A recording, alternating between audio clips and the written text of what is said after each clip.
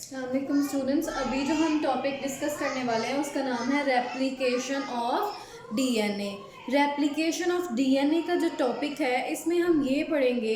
कि डीएनए किस तरह से अपने आप को रेप्लिकेट करता है, यानी कि डुप्लीकेट करता है, अपनी एक कॉपी प्रिपेयर करता है। जैसा कि हम जानते हैं कि जब भी माइटोसिस होती है, यानी कि सेल ने डिवाइड करना होता है दो डॉटर सेल्स में, तो हम जानते हैं कि उससे पहले जो डीएनए है वो अपने आप को डुप्लीकेट कर लेता है, अपनी एक कॉपी प्रिपेयर कर लेता है, ताकि जो नए डॉटर सेल्स हों उन दोनों को एक एक कॉपी डीएनए की मिल जाए। ठीक है, तो अब डीएनए किस तरह से रेप्लिकेट करता है, अपनी एक कॉपी प्रिपेयर करता है, इसके बारे में 3 मॉडल्स हैं, 3 डिफरेंट मॉडल्स हैं हमारे पास जो डिफरेंट साइंटिस्ट ने दिए हैं। एक मॉडल है सेमी कंजर्वेटिव मॉडल, दूसरा है कंजर्वेटिव मॉडल और थर्ड वन है डिस्पर्सिव मॉडल। ठीक है, तो जो सेमी कंजर्वेटिव मॉडल है डीएनए रेप्लिकेशन का, उसके अकॉर्डिंग डीएनए किस तरह से रेप्लिकेट करता है कि ये एक पेरेंट डीएनए का मॉलिक्यूल है। तो ये क्या करेगा, ये जो पेरेंट डीएनए का मॉलिक्यूल है, जैसे कि हमने पढ़ा कि जो डीएनए का स्ट्रक्चर है वो हेलिकल स्ट्रक्चर है और डबल हेलिकल स्ट्रक्चर है, यानी कि डीएनए के 2 स्ट्रैंड्स जो हैं वो आपस में वाइंड करके एक हेलिकल स्ट्रक्चर बनाते हैं। तो ये जो एक पेरेंट मॉलिक्यूल है डीएनए का, वो क्या करेगा कि ये अनजिप होगा, अनवाइंड होगा, यानी कि जिस तरह से एक जिप को हम ओपन कर देते हैं, हम जिप को अनजिप करते हैं, यानी कि ये जो दोनों स्ट्रक्चर्स, दोनों डीएनए के स्ट्रैंड्स एक दूसरे के ऊपर बल खाए हुए हैं, ये ओपन हो जाएंगे और दोनों जो स्ट्रैंड्स हैं वो सेपरेट हो जाएंगे। जिस तरह से हम देख सकते हैं कि ये जो पेरेंट डीएनए मॉलिक्यूल था, इसके दोनों स्ट्रैंड्स आपस में अलग हो चुके हैं। ठीक है, यानी एक ये ब्लू वाला और एक ये ग्रीन वाला स्ट्रैंड, ये दोनों एक दूसरे से अलग हो गए, सेपरेट हो गए। अब क्या होगा कि ये दोनों डीएनए के स्ट्रैंड जो हैं एक नया, अपने इर्द गिर्द एक नया डीएनए का स्ट्रैंड सिंथेसाइज कर लेंगे। किस तरह से ये दोनों जो है एक नया डीएनए का स्ट्रैंड बना लेंगे अपने साथ। ठीक है, जो साइटोप्लाज्म होता है एक किसी भी सेल का, उसके अंदर बेशुमार न्यूक्लियोटाइड जो हैं वो डिस्पर्स पड़े हुए होते हैं, बिखरे हुए होते हैं। ठीक है, तो वो क्यों एक्सेस में जो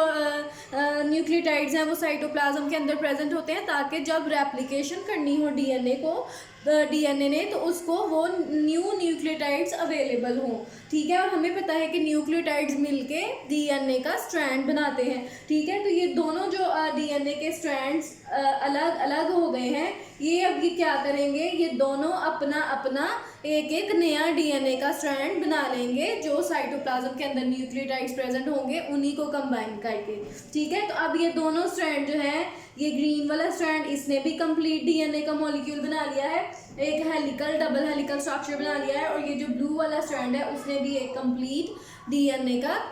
डबल हेलिकल स्ट्रक्चर बना लिया है। अब ये जो दोनों नए हमारे पास डॉटर डीएनए के मॉलिक्यूल आए हैं, इनके जो दोनों डबल स्ट्रैंड्स हैं, एक स्ट्रैंड तो वही पेरेंट मॉलिक्यूल का था, जबकि एक जो स्ट्रैंड है ये इन्होंने नया स्ट्रैंड बना लिया है। ठीक है, इसीलिए हम इसको बोलते हैं semi conservative model. Conservative model का मतलब होता है मेंटेन करना, कंजर्वेशन का मतलब होता है मेंटेन करना, रिटेन करना जो ओल्ड स्ट्रैंड था उसको। तो इन्होंने किस तरह से अपने पुराने पेरेंट स्ट्रैंड को रिटेन किया कि एक एक जो स्ट्रैंड था वो वही पुराने वाला रहने दिया, और एक एक जो डबल स्ट्रैंड है वो नया बना लिया। ठीक है, तो इसलिए हम इस मॉडल को कहते हैं सेमी कंजर्वेटिव मॉडल। के इस मॉडल के अकॉर्डिंग जो डीएनए रेप्लिकेट करता है और नए डॉटर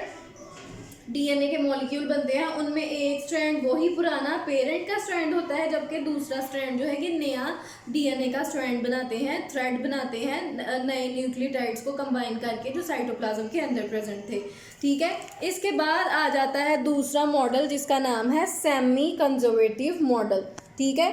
कंजर्वेटिव मॉडल। ठीक है, सेमी कंजर्वेटिव मॉडल हमने पढ़ लिया, अब हम पढ़ेंगे सेमी कंजर्वेटिव मॉडल के बारे में। कंजर्वेटिव मॉडल के बारे में, कंजर्वेटिव मॉडल क्या कहता है, इस मॉडल के अकॉर्डिंग जो डीएनए पेरेंट डीएनए का मॉलिक्यूल है वो अनवाइंड नहीं होता, उसके थ्रेड्स सेपरेट नहीं होते, बल्कि जो पेरेंट डीएनए का मॉलिक्यूल होता है वो वैसे का वैसा ही रहेगा, और सेल क्या करेगा, जो साइटोप्लाज्म के अंदर न्यूक्लियस ऑलरेडी न्यूक्लियोटाइड्स प्रेजेंट है उनको कंबाइन करके एक नया ही डॉटर डीएनए का मॉलिक्यूल बना लेगा। ठीक है, तो यानी सेमी कंजर्वेटिव मॉडल के अकॉर्डिंग जो पेरेंट डीएनए का मॉलिक्यूल है उसको कुछ नहीं करना, वो बिल्कुल ऐसे ही रहेगा, और सेल क्या करेगा, जो साइटोप्लाज्म के अंदर न्यूक्लियोटाइड्स प्रेजेंट है उन्हीं को कंबाइन करके एक कंप्लीट जो है वो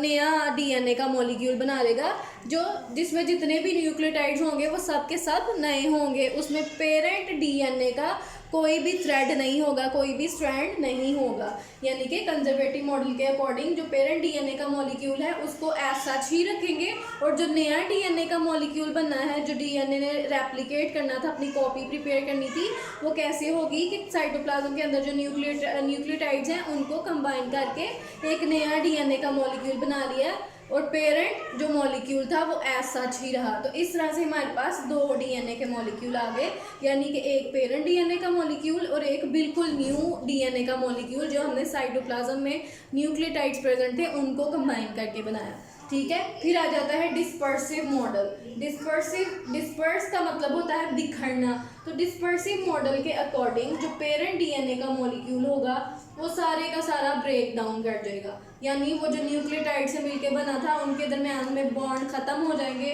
और जो पेरेंट डीएनए का मॉलिक्यूल था वो सारे का सारा क्या होगा, बिखर जाएगा, उसके न्यूक्लियोटाइड्स एक दूसरे से अलग हो जाएंगे। जिस तरह से हम इस डायग्राम में देख सकते हैं कि पेरेंट डीएनए का मॉलिक्यूल जो है वो टूट गया है, उसके न्यूक्लियोटाइड्स अलग अलग हो गए हैं। अब क्या होगा कि ये जो पेरेंट डीएनए मॉलिक्यूल के न्यूक्लियोटाइड्स थे और कुछ न्यूक्लियोटाइड जो साइटोप्लाज्म के अंदर प्रेजेंट थे, उन दोनों न्यूक्लियोटाइड्स को मिलाकर दो नए डीएनए के स्ट्रैंड्स बना लिए जाएंगे। ठीक है, दो नए डीएनए के डॉटर मॉलिक्यूल आ जाएंगे, जिनमें कुछ न्यूक्लियोटाइड्स तो वो होंगे जो पेरेंट डीएनए के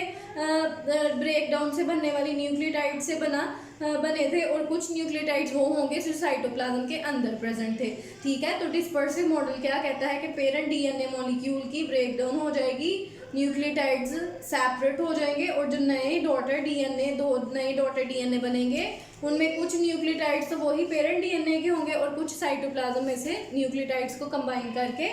दो नए डॉटर डीएनए बन जाएंगे, और इस तरह से जो है डीएनए रेप्लिकेट करेगा।